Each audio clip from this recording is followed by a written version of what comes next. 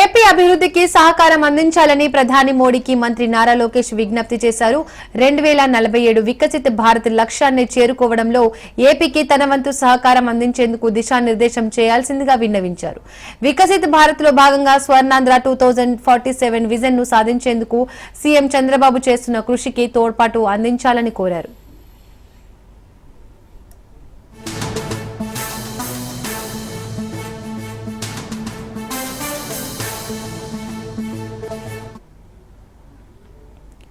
భార్య బ్రాహ్మణి కుమారుడు దేవాంశ్ తో కలిసి మంత్రి లోకేష్ ప్రధాని మోడీని మర్యాదపూర్వకంగా కలిశారు.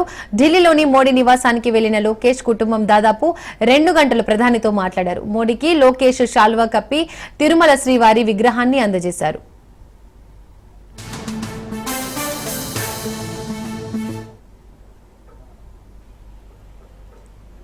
ప్రధాని Modi Yuvagalam coffee table book ను ఆవిష్కరించారు. లోకేష్ నుంచి మొదటి ప్రతిని అందుకున్నారు. మరో పుస్తకంపై మోడీ సంతకం చేసి లోకేష్ కు అందించారు.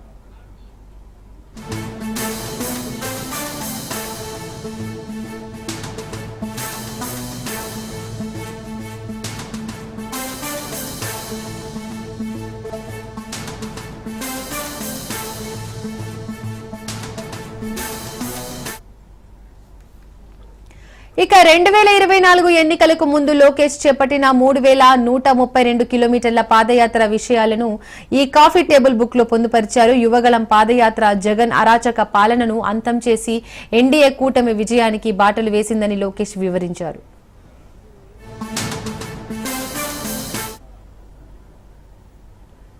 తన నివాసంలో బ్రాహ్మణి దేవాంశ్లకు ప్రధాని మోడీ ఆశీస్సులు అందించారు. దేవాంశ్ ను తన ఒడిలో కూర్చోపెట్టుకుని కుశల ప్రశ్నలు వేశారు. దేవాంశ్ కు చదరంగంలో ఉన్న ప్రావీణ్యాన్ని స్వయంగా అడిగి తెలుసుకుని అభినందించారు.